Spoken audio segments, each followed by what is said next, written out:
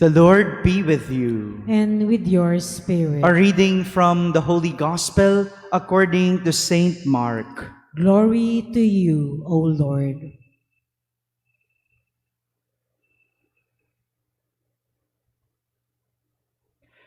Herod was the one who had John the Baptist arrested and bound in prison on account of Herodias, the wife of his brother Philip, whom he had married.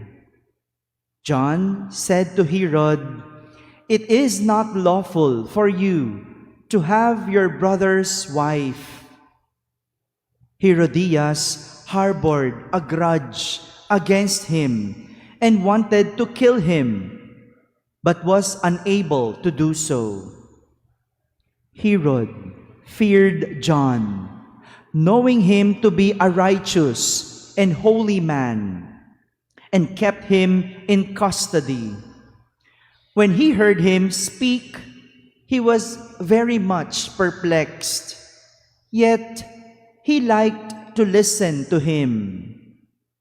She had an opportunity one day when Herod, on his birthday, gave a banquet for his courtiers, his military officers, and the leading men of Galilee. Herodias' own daughter came in and performed a dance that delighted Herod and his guests. The king said to the girl, "Ask of me whatever you wish, and I will grant it to you." He even swore many things to her. "I will grant you whatever you ask of me, even to half of my kingdom." She went out and said to her mother, "What shall I ask for?" She replied, "The head of John the Baptist." The girl hurried back to the king's presence and made her request, "I want you to give me at once on a platter the head of John the Baptist." The king was deeply distressed, but because of his oaths and the guests, he did not wish to break his word to her. So he promptly dispatched an executioner with orders to bring back his head. He went off and beheaded him in the prison. He brought in the head on a platter and gave it to the girl. The girl, in turn, gave it to her mother. When his disciples heard about it, they came and took his body and laid it in a tomb. My friends, the Gospel of the Lord. Praise to you, Lord Jesus Christ. Good afternoon, my dear brothers and sisters. Today we remember the beheading of Saint John the Baptist. Beheading. Could you say that? It may sound gross or disgusting, or it might sound bad to recall a death of a person, especially if it was morbid. Di ba? Parang di naman magandang alalahanin ang kamatayan ng isang tao, lalo na kung ito'y karumal-dumal. However, we remember Saint John the Baptist's death not because of its form, but for its meaning. Hindi magandang alalahanin ang pagpugot ng ulo, pero magandang alalahanin kung ano ang ibig sabihin ng kamatayan ni Juan Bautista.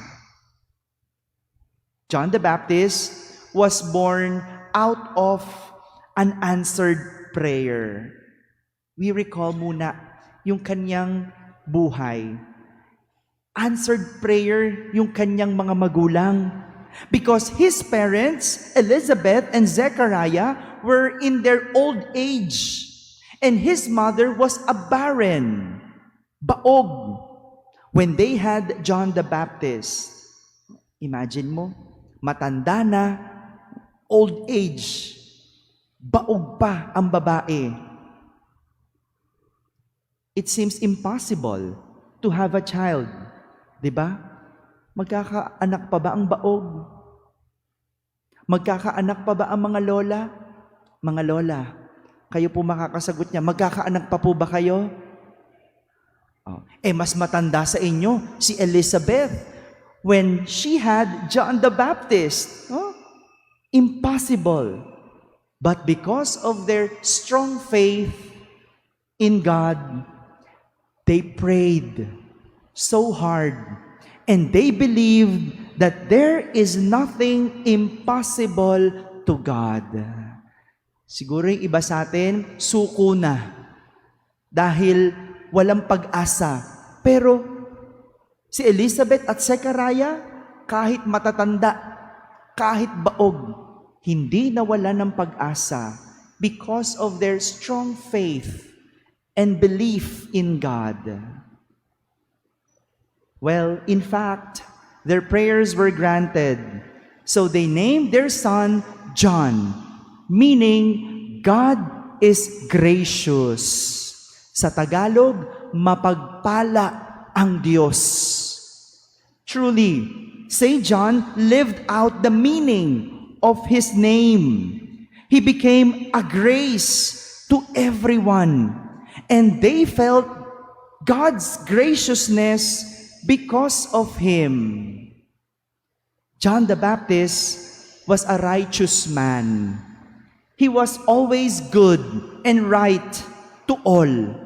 Even in his preaching and way of relating to people, he was always good and right. But this is where the problem arises. Dito pumasok ang problema. The king then, named Herod, was bothered whenever John was preaching about goodness and righteousness. Ganyan naman, di ba? Kapag nagtuturo ka ng tama at mabuti, laging ang tinatamaan, yung may ginagawang kalokohan. Tama po ba?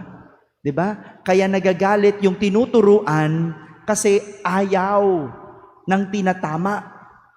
Ayaw mapagsabihan. Tama? Ganyan yung naramdaman ng hari. Lagi siyang pinarangaralan ni Juan Bautista. Anong sinasabi sa kanya? It is not lawful for you to have your brother's wife. Sa Tagalog, huwag mong asawahin ang asawa ng iba. Inasawa niya yung asawa ng kapatid niya. Tama ba yon? Kahit saan tayo makarating, it is not only right, but it is not also good. We see here that not everyone could accept goodness and could accept righteousness. And those who are doing bad and unrighteousness, always the first to get affected. Hindi ba? Ang mga gumagawa ng masama at kabuktutan, sila ang unang naaapektuhan. Sabihin mo, wag magnakaw. Tignan mo, sinong unang galit? Sinong unang nagre-react? Di ba yung magnanakaw? Sabihin mo, wag mangangalunya. Sinong unang magre-react? Yung wala bang ginagawa? O yung nangangalunya? Siyempre yung may kabit. Di ba? Kung sino ang may ginagawang kalokohan, siyang unang naaapektuhan. But good thing, Saint John was firm. Kahit na siya ay kinulong, nang dahil sa ginagawa niyang kabutihan, hindi siya natinag at hindi nagbago ang kanyang paniniwala. Ang tama ay tama at ang mali ay mali. Marami sa atin, ang daling baguhin ng paniniwala kapag naharap na sa pagsubok. May ilan ang bilis kalimutan ang pananampalataya kapag nahirapan. Ang dali tumalikod sa paninindigan kapag may nakaambang kapahamakan. Maraming ganyan. Pag nagipit, okay lang mangupit. Kapag nahirapan, okay lang manloko ng iba. Ang dali talikuran ang pananampalataya at paninindigan. Ngunit si Juan, walang inatrasan. Kahit pa maging kapalit ng kanyang paninindigan sa katotohanan at kabutihan ay ang kanyang sariling buhay. He remained firm for his faith and what he believed in. And this is what we are remembering today, the righteousness and goodness of John the Baptist. The righteousness and goodness of John until his death. My dear brothers and sisters, it is good to check our own faith and belief. How firm are we when it comes to standing for our faith and belief? Kapag nasubok ba, maninindigan pa rin? Kapag nahihirapan, will you still stand for God? John the Baptist died for his faith. Sa atin, if you died for your country, you are called a hero. But when you die for your faith, you are called a martyr or a saint. Amen.